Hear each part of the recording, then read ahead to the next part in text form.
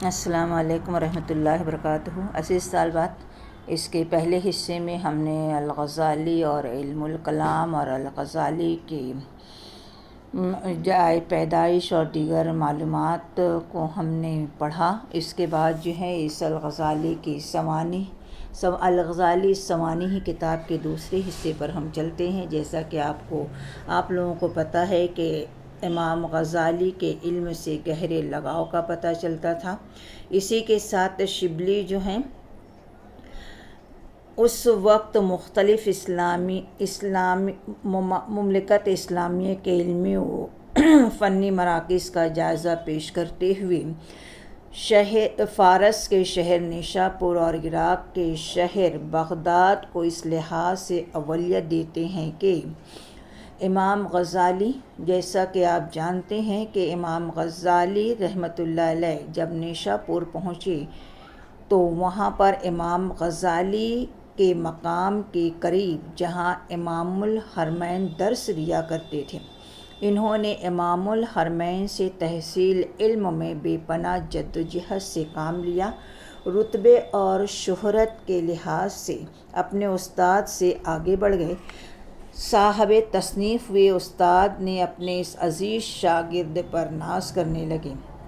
امام غزالی کے مزاج اور ظرف کا یہ عالم تھا کہ جب تک امام الحرمین زندہ رہے ان کا ساتھ نہیں چھوڑا اور ان کے انتقال کے بعد ہی نیشاپور سے نکل گئے۔ اس وقت ان کی عمر صرف 28 سال کی تھی۔ شبلی تاریخ کی دنیا میں داخل ہونے کے لیے جواز تلاش کرتے ہیں اور کہتے ہیں کہ امام غزالی کے آئندہ واقعات پر کسی قدر سلطنت سے وابستہ ہیں، اس لیے مختصر طور پر ان کی ملکی حالات کا لکھنا ضروری ہے۔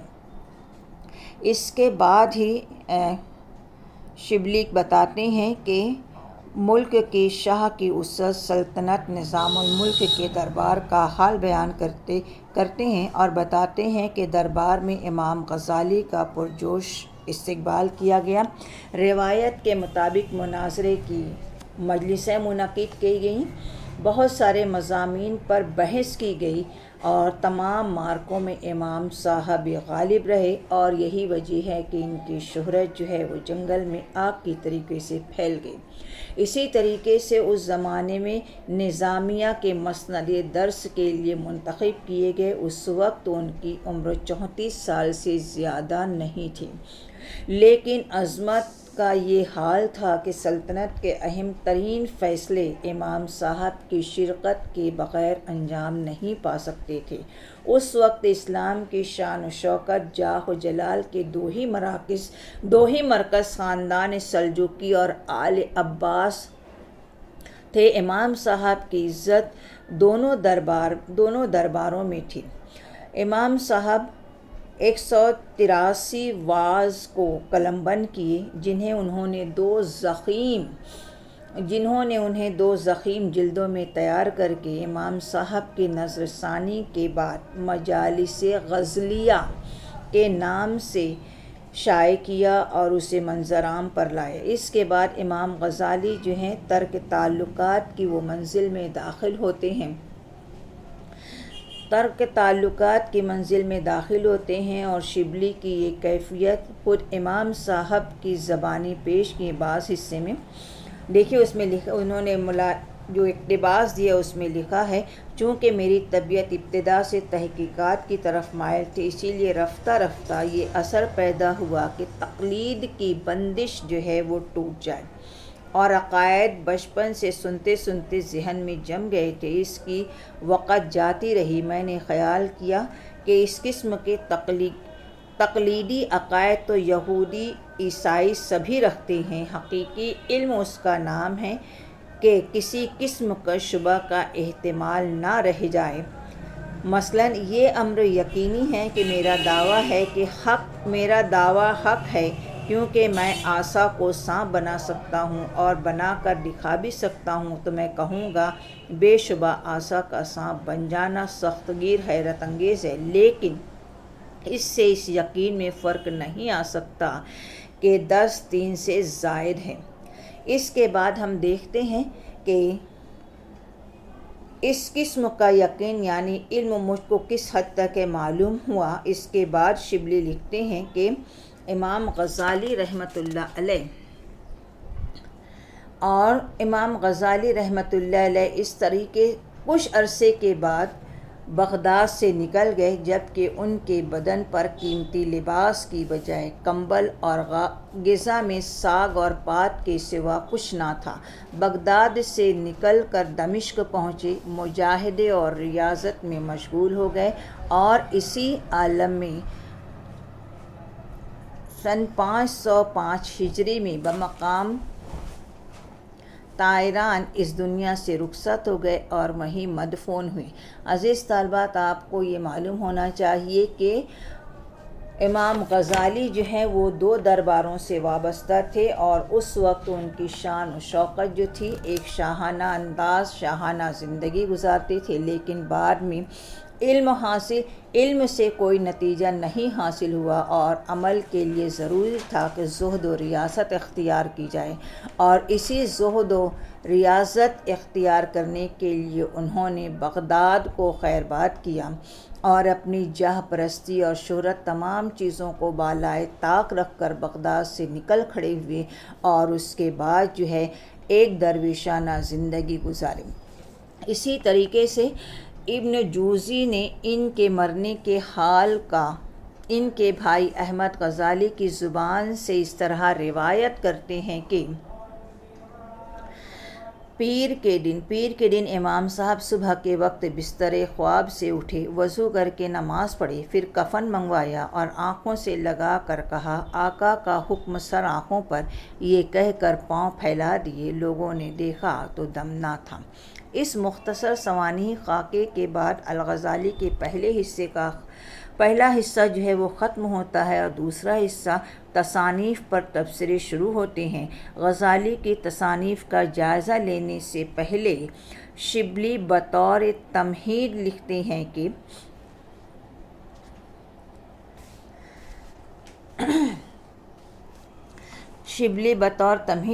تصانیفات کے لحاظ سے امام صاحب کی حالت نہایت حیرت انگیز تھی۔ انہوں نے کل 54 یا 55 برس کی عمر پائی۔ تقریباً 20 سال کی عمر سے تصنیف کا مشغلہ شروع ہوا۔ 10-11 برس صحرا نوردی اور بادیائی پیمائی میں گزارے۔ درس و تدریس کا شغل ہمیشہ قائم رہا، اور کبھی کسی زمانے میں ان کے شاگردوں کی تعداد 150 سے کم نہیں رہی۔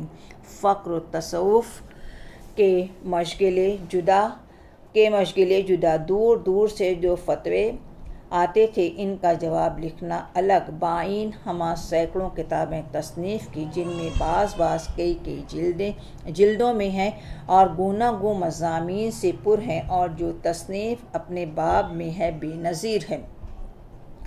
جیسا کہ پہلے بھی کہا جا چکا تھا کہ شبلی کو اس بات کا شدید صدمہ تھا کہ علماء ہند فلسفہ اور علم الکلام سے کوئی ذہنی نسبت نہیں رکھتے تھے، اور نتیجہ یہ ہوا کہ امام صاحب کی تصانیف یورپ کے عنوان سے بہت ساری باتیں جو ہیں انہوں نے علماء کے لیے پیش کی ہیں۔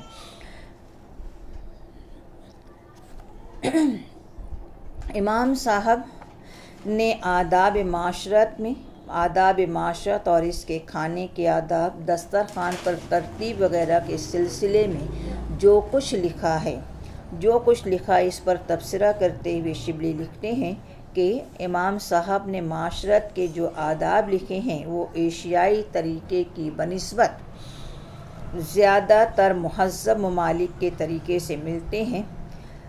کارڈ آف ٹیبل کا طریقہ یورپ نے ہمیں سکھایا۔ امام غزالی کی تصنیف احیاء العلوم کی قدر قیمت کا جائزہ لیتے ہوئے شبلی توکل و قناعت کے غلط بلکہ گمراہ کن اور اس کے نتیجے میں تباہ کن پہلوؤں پر اظہار کرتے ہوئے بتاتے ہیں کہ امام صاحب نے اس موضوع پر مفصل اور مدلل بحث کی ہے۔ اس کے بعد بحث کی ہے۔ شبلی کہتے ہیں کہ چونکہ یہ مسئلہ نہایت نازک اور دقیق تھا، چونکہ اس کی غلط فہمی نے بہت برا اثر پیدا کیا تھا، امام صاحب نے اس پر نہایت مفصل اور مدلل بحث کی۔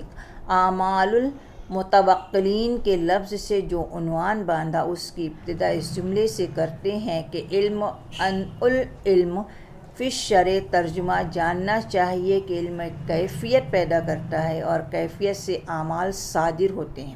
بعض لوگ سمجھتے ہیں کہ توکل کے یہ معنی ہے کہ اکتساب معاش کے لیے نہ ہاتھ پاؤں ہلائے جائیں، نہ کوئی تدبیر سوچی جائے، بلکہ آدمی اس طرح بیکار پڑا رہے جس طرح چیتھڑا زمین پر پڑا رہتا ہے۔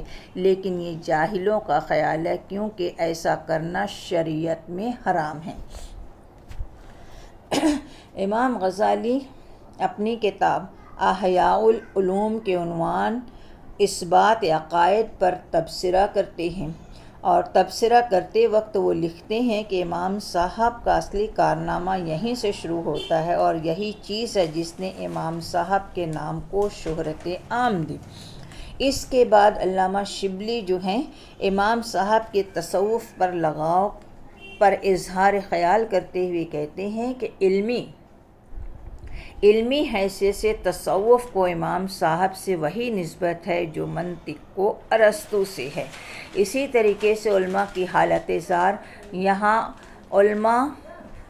یہاں سبب علماء کی جا پسندی، اور اسی کے ساتھ امام صاحب نے فلسفے کا گہرا اثر قبول کیا۔ بنیادی سبب یہ تھا کہ امام غزالی کی طبیعت خود فلسفیانہ تھی۔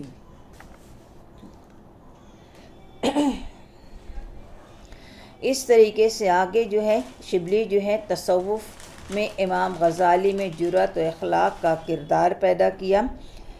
امام غزالی صرف علماء کے حالات و خیالات پر تبصرہ کر کے مطمئن نہیں تھے، وہ ان کی اخلاقی خرابیوں کے اسباب کا پتہ لگاتے ہیں اور انہیں اعتماد کے ساتھ بیان کرتے ہیں۔ جیسا کہ میں نے کہا تھا، یہاں پہلا سبب علماء کی جا پسندی ہے۔ وہ سمجھتے ہیں کہ شان و شوکت کا اظہار دراصل اسلام کا اعزاز ہے اور دشمنان اسلام کو ذلیل و خوار کرنے کے لیے ضروری ہے۔ وہ اپنے ہر عمل اور طرز عمل کے لیے سنت سے جواز پیدا کر لیتے ہیں۔ اخلاقی خرابی کا دوسرا سبب ان کے مناظرے اور مجادلے سے رغبت ہے۔ امام کے مطابق علماء کو مناظرے کی عادت سلاطین اور علماء کے درباریوں میں پڑی، جہاں مجالس مناظرہ کا انعقاد ذہنی تفریح سے کچھ زیادہ نہ تھا، اور کہتے ہیں کہ یہ عادت رفتہ رفتہ اتنی پختہ ہو چکی کہ جہاں علماء جمع ہو جائیں، مناظرے وہیں شروع ہو جاتے تھے، خواہ مجلس ماتم کی ہو یا اس طریقے سے مناظروں کے نتیجے جو ہیں وہ تفاخر، حسد، جاہ و جلال پرستی پر فضول گوئی پیدا ہوتی ہے۔ امام غزالی کی تصانیف کا اثر مشرق و مغرب میں پھیلا، لیکن ان کے ذہن و مزاج کی تشکیل میں دوسروں کی تصانیف، صحبتوں کا اثر بھی پڑا۔ شبلی جو ہے ان کے حالات کا جائزہ بھی لیتے ہیں۔ لکھتے ہیں کہ امام صاحب ہر فرقے کے علماء سے ملے، ان کے خیالات سے واقفیت حاصل کی۔ ان کا خود بیان ہے کہ 20 برس کی عمر سے 50 برس کی عمر تک یہ شغل رہا، باطنی، ظاہری، فلسفی، متکلم، صوفی، ایک سے ملا اور ایک کے عقائد کا تہہ تک سراغ لگایا۔ تحقیقات کا پہلا اثر یہ تھا کہ تقلید کی تمام بندشیں ٹوٹ گئیں اور قدیم خیالات کی بنیاد متزلزل ہو گئی۔ شخصیات کے بعد شبلی ان کی تصانیف کا ذکر کرتے ہیں اور ان کی ذہنی و فکری زندگی سے متاثر ہوتے ہیں۔ اسی طریقے سے شبلی کہتے ہیں کہ امام نے فلسفے کا گہرا اثر قبول کیا۔ اس کا بنیادی سبب یہ تھا کہ امام غزالی کی طبیعت خود فلسفیانہ واقع ہوئی تھی۔ ان پر فلسفے کا گہرا اثر پڑا تھا اور ان کی تمام تصانیف اسی رنگ میں ہیں اور فلسفے ہی سے امام کو علم الکلام کی بنیاد ڈالنے کی ترغیب دی گئی تھی۔ امام غزالی تصوف کی جانب مائل ہوئے، تصوف ہی فن اخلاق کا منبع پایا اور پھر اسی تصانیف کی طرف متوجہ ہوئے جن کی بنیاد تزکیہ اخلاق پر رکھی گئی تھی۔ اس کے بعد انہوں نے فلسفے اور اخلاق اور قوت قلوب کے بہت سارے واقعات اور بہت ساری باتوں کو بیان کیا ہے، لیکن ہم آگے بڑھتے ہوئے یہ دیکھتے ہیں کہ تصوف نے امام غزالی میں جرأت و اخلاق پیدا کیا اور دنیا کے سامنے بے حقیقت بے وقت نظر آنے لگی، لہٰذا حق گوئی و بے باکی ان کے مزاج کا حصہ بن گئی تھی۔ اسی طریقے سے شبلی نے الغزالی کا آخری باب جو لکھا ہے اس میں امام صاحب کی مخالفت کے عنوان سے لکھا ہے، اور اس عنوان کی تمہید میں شبلی لکھتے ہیں کہ امام صاحب کی مقبولیت اگرچہ بہت سے اسباب سے تھے، جن کا یہ اثر ہوا کہ ان کی زندگی میں ہی ان کو حجت الاسلام کا لقب ملا جو آج تک قائم ہے، لیکن مخالفت کے باوجود بھی اسباب کم نہ تھے۔ سب سے بڑا قصور یہ تھا کہ انہوں نے عاشرہ کی پابندی سے اپنے آپ کو آزاد کرا لیا اور بہت سے مسائل میں عاشرہ کے مخالف تھے، اور جن کے مسائل میں متفق تھے ان میں بھی عشری کے مقلد نہ رہے بلکہ ان کے اجتہاد اور عشرہ میں متوارد ہو گیا۔ اس کے بعد شبلی جو ہے مروجہ فقہ و کلام کا رتبہ بہت گھٹا دیا تھا۔ عقائد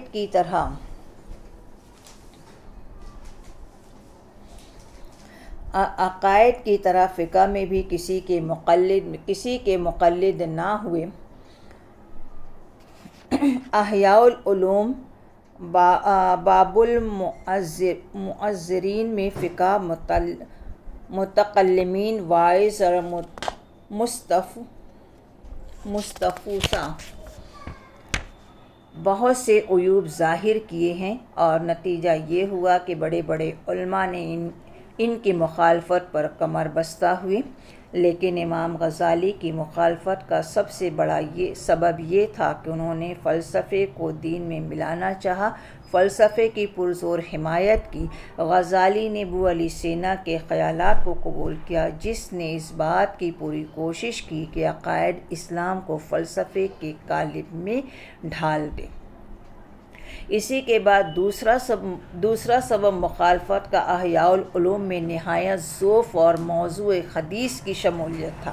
مخالفین کا ایک بڑا طبقہ جو ہے وہ امام غزالی سے مل کر ان کے خیالات اور ان کی رائے کو انہی کی زبانی سنے ہیں۔ اس طریقے سے آخری باب میں امام غزالی کی نکتہ چینیوں اور اعتراضات کو بیجا اور بے بنیاد قرار دیا ہے، اور اس صورتحال سے کہ سبق سیکھنے کا مشورہ بھی دیتے ہیں۔ یہاں پر امام غزالی کے خلاف اعتراضات کی ایک لمبی فہرست ہے، لیکن یہاں تحقیق کا کام نہیں لیا گیا بلکہ لوگوں کی بات کا اعتراف کیا گیا۔ اس طریقے سے امام غزالی کے بہت سارے واقعات جو سلطنت سے وابستہ تھے، جو ان کے درس تدریس سے تھے، یہاں پر شبلی نے ان کو بیان کیا ہے، اور آخر میں اس بات کی کمی نے الغزالی کو بہت حد تک بے رنگ بنا دیا تھا۔ اسی پہلو پر شیخ اکرم نے لکھا ہے کہ افسوس کہ مولانا غزالی میں اپنے موضوع تصنیف کا حق ادا نہیں کیا، یوں تو ان کی حیدرآباد کی ساری تصانیف پر ایک بے جان تکلف چھایا ہوا تھا، لیکن الغزالی اور مولانا روم کی سوانح عمریوں سے خاص طور پر مایوسی ہوئی۔ یہ لکھتے ہیں شیخ اکرم الغزالی کی کتاب پر، لیکن یاد رکھیے کہ الغزالی کا مطالعہ کرنے کے بعد شدت سے یہ احساس ہوتا ہے کہ شبلی نے امام غزالی کے سلسلے میں حاصل کردہ مواد کو بے ترتیبی کے ساتھ استعمال کیا ہے، یہاں تک کہ صورتحال کا احساس شبلی کو بھی ہوا کہ وہ غزالی پر موجود مواد کو صحیح طور پر ترتیب نہ دے سکے، اور اسی نقطے پر مہدی افادی کے نام خط میں لکھتے ہیں کہ بے شبہ غزالی کو بہت کچھ سمیٹا ہے اور اس کے چند در چند اسباب جمع ہو گئے ہیں۔ اس کے بعد اگلی ویڈیو میں ہم ملاقات کریں گے مولانا شبلی کی کتاب مولانا روم اور اس کے بعد سیرت النبی صلی اللہ علیہ وسلم۔ Thank you so much.